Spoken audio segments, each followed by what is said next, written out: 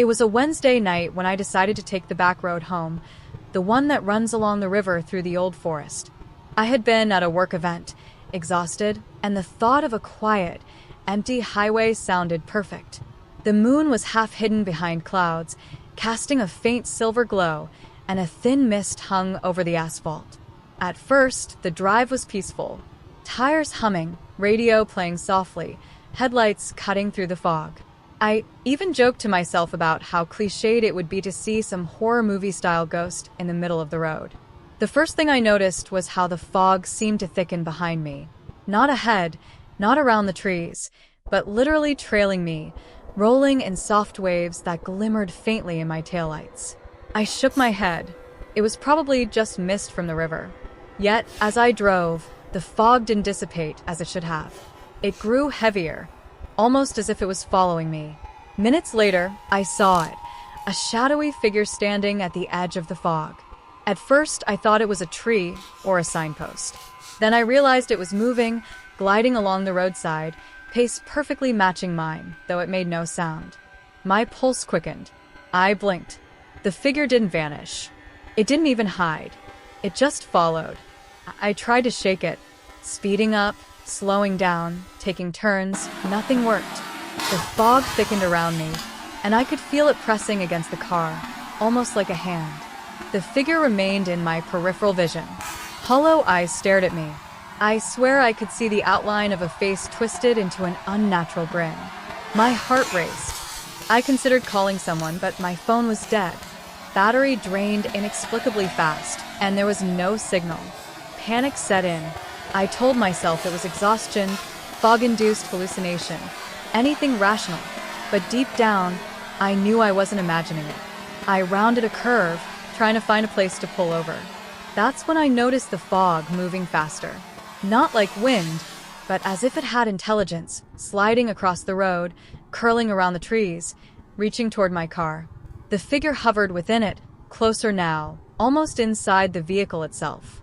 I could feel it, a presence pressing against my mind, filling my thoughts with whispering voices, faint at first, then insistent, calling my name, mocking me, making my head throb. I screamed, slamming the brakes. The tires skidded across the wet asphalt. The figure was gone. For a moment, relief washed over me. But the instant I blinked, it reappeared, directly in front of me on the road.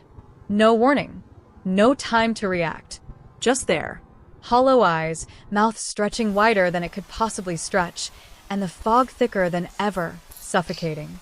I swerved violently, trying to avoid it, but the road seemed to twist unnaturally, almost bending around me.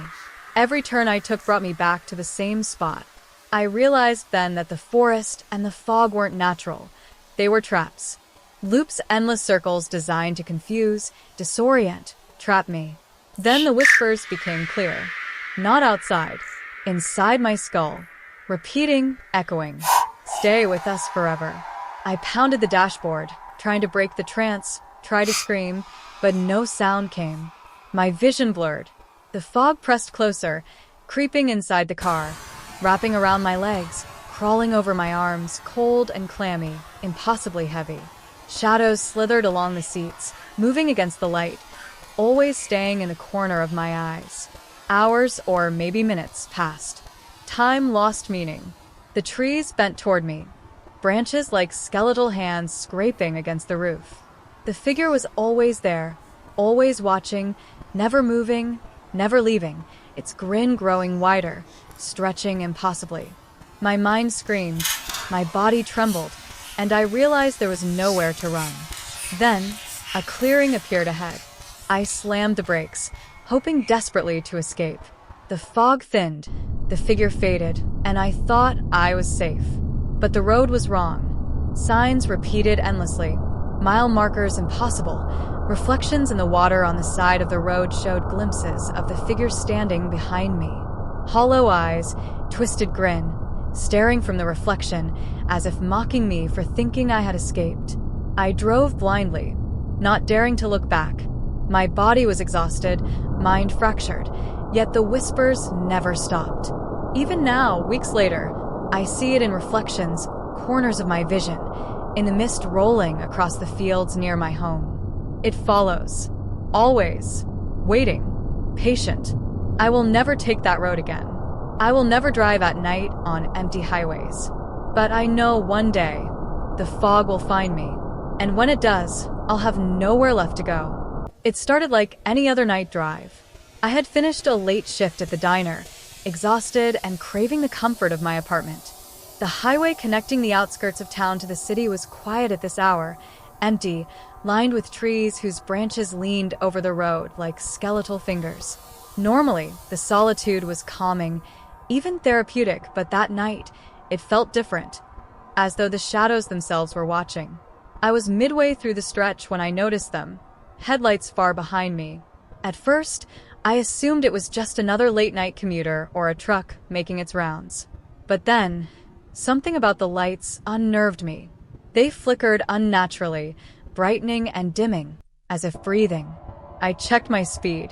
Normal. But no matter how fast or slow I drove, the headlights stayed exactly the same distance behind me, almost impossible, like they were attuned to my every move. A creeping anxiety settled in my chest. I tried to rationalize it. Maybe it was fog, maybe my tired eyes playing tricks. But then I noticed the shapes within the lights. Figures. At first, just shadows moving behind the windshield, shifting unnaturally. Then clearer. Faces. Pale, elongated, hollow-eyed faces staring straight at me. They weren't human, or at least not fully. The more I looked, the more my stomach twisted. I realized I was being watched, not just by one vehicle, but by something that seemed alive, sentient, intelligent. I considered pulling over. Any exit. Let it pass. But as I glanced at the roadside, the fog thickened there, curling like smoke, swallowing the shoulder. It wasn't just behind me. It pressed against the road, following, closing in, trapping me. My pulse raced. Hands sweaty, I gripped the wheel, forcing myself to stay calm. My radio crackled with static. And then a whisper. Soft at first, unintelligible, but unmistakably there. My name. My full name. I spun the wheel, trying to find another route. But the headlights mirrored my every move, staying perfectly aligned, as if the vehicle wasn't behind me. It was inside my own shadow, somehow fused with the night itself. I floored it, speeding past bends and curves, but the lights never faltered. I glanced again, and the face in the windshield. No, the truck's cab was staring. Hollow, black eyes, skin pale as death, a grin stretching impossibly wide. I panicked. Tires squealed as I swerved, trying to lose it in a series of hairpin turns. Every curve seemed to extend endlessly, twisting the highway in ways that made no sense. The trees leaned inward, branches scraping the roof, almost like they were trying to push me toward the vehicle. And the whispers grew louder, now echoing inside my skull. Stop, stop, stop. I slammed on the brakes at one point, and for a moment, the lights vanished. Relief washed over me, but only for a heartbeat. The headlights reappeared directly behind me, impossibly close, filling my rearview mirror with that hollow, grinning face. I screamed, shaking, trying to accelerate, trying to escape. But the truck moved with me. Faster, slower, always perfectly synchronized. Then the shadows inside the cab shifted. Multiple figures appeared, pale and contorted, eyes glowing faintly. I could see them clearly now. They were watching, pressing against the glass, staring, grinning, whispering something I couldn't understand but felt deep in my chest. It wasn't fear, it was more primal. A dread that rooted itself in my bones. The road ahead seemed endless. Signs repeated in loops, mile markers overlapping, trees folding in ways that defied physics. It was no longer just a highway, it was a corridor, a trap, a cage built from asphalt and shadows. I realized the headlights weren't just following me. They were herding me, corralling me, guiding me somewhere I didn't want to go. Minutes, hours, I don't know. Time became meaningless. My body trembled uncontrollably. I was shaking, exhausted, and yet I couldn't stop. I dared not look away. And then, the whispers became voices. Dozens of them, chanting, calling, demanding. Join us, join us. My skin crawled as I realized the voices weren't outside. They were inside me, invading my thoughts, forcing me to hear what shouldn't exist. I tried to pass the truck, change lanes, overtake it, but every move was mirrored, anticipated, countered. My vehicle groaned, shaking, struggling, but it was no match for whatever this was. And then I saw it, hands, pale, thin, claw-like hands pressed against the glass of the cab, reaching toward me, though they were clearly inside their vehicle. Impossible physics, impossible logic. My throat went dry. My hands trembled uncontrollably. At some point, the truck seemed to warp. Its metal body stretched, the cab bending, doors twisting, panels folding into shapes that were not possible in reality. I could see inside, rows of pale faces, mouths moving silently, screaming silently. Hundreds of them, pressed against glass, staring directly at me. The headlights split and multiplied, reflecting off the fog, creating an army of impossible lights in the darkness. I realized then that I was utterly trapped. The road stretched endlessly, the forest bending and folding around me. No escape, no exits. Every lane, every curve led me back to the same place. And the headlights, the faces, the whispers, they were relentless. Patient, waiting. I hit the brakes again. The truck lunged impossibly close, defying all laws of physics. I slammed into the shoulder, tires spinning. And then, as suddenly as it appeared, the headlights vanished. The cab, the figures, the whispers all gone. Silence. The fog lifted, the forest returned to normal, and I was left alone on a perfectly ordinary highway. I made it home eventually, though my mind feels fractured to this day. Weeks later, I still catch glimpses of lights in the corner of my vision, shadows moving unnaturally along empty highways. Sometimes late at night, I swear I hear whispers calling my name. And I know if I ever slow down, if I ever stop, those eyes in the headlights will find me again. I never intended to take that exit. It wasn't marked clearly, just a faint, almost forgotten sign off the highway, hidden behind overgrown weeds and sagging lampposts. I was tired, driving late after visiting a friend in another town, craving the shortest route home. My GPS said to take it, and I trusted technology more than my instincts. That decision would haunt me for the rest of my life. At first, it seemed ordinary. The exit curved sharply into a two-lane road, lined with dense trees that leaned overhead like twisted arches. Mist clung to the ground, curling along the asphalt, reflecting my headlights. For a few minutes, I felt calm, even relieved that the shortcut would save time. But then the shadows came. I first noticed movement on the side of the road. Figures indistinct, human-shaped, yet wrong. They crouched low, gliding along the shoulder, always at the edge of my vision. When I looked directly, they vanished. I blinked, shook my head. Probably exhaustion, I told myself. Yet the feeling persisted. Something alive was following me, watching, patient, waiting. The road twisted unnaturally. Every bend seemed sharper than it should be. Signs repeated. Trees leaned closer, branches scraping against the car roof. A low hum filled the car, vibrating through my bones, almost like a voice, but not quite. I turned the radio on, hoping for static, distraction. Instead, I heard faint whispers, words I couldn't understand but felt deeply, pressing against my skull. And then I saw it, the exit ahead, but something was wrong. The guardrails bent impossibly, signs glowing faintly, not with reflective paint, but a sickly, unnatural light. The road itself seemed to fold, the asphalt wrinkling as if alive. My pulse spiked. I tried to slow down, but the brake pedal felt heavy, unresponsive. The car shuddered as if resisting me. A figure emerged from the trees. A woman, tall, pale, hair dark and wet, clothes clinging as if she had just stepped out of a river. Her eyes, black voids, locked on mine. I froze. My instincts screamed to reverse, but the car refused. The exit behind me seemed gone.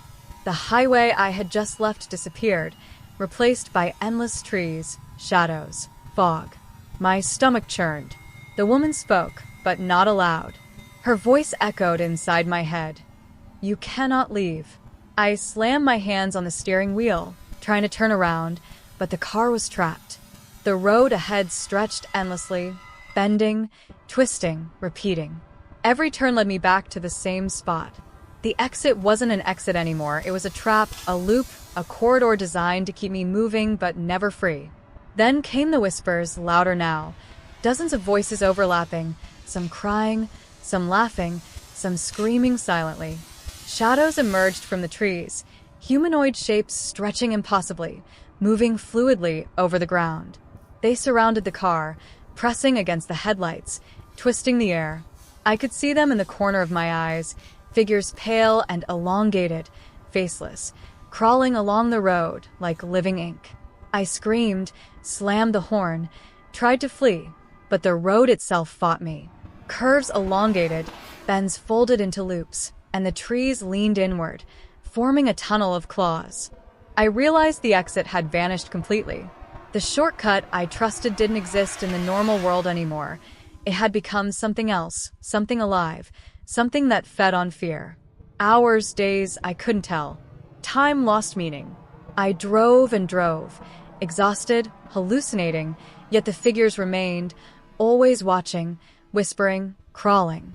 Occasionally, the woman appeared, always at the edge of my vision, standing perfectly still, smiling impossibly wide, eyes hollow, beckoning me forward. At some point, I understood the rules. The highway wasn't just a road. It was a predator. The fog, the shadows, the figures, they were all part of it. They didn't need to chase me. They just needed me to keep moving. To stop would be death. To slow would be worse. I realized I had become part of the highway itself, trapped in an endless loop, hunted not by one entity, but by the entire forest, the mist, the shadows, the darkness itself. I tried leaving multiple times. Every attempt failed. Each exit I found was an illusion. Signs repeated, trees mirrored themselves, curves led me back to the same bend.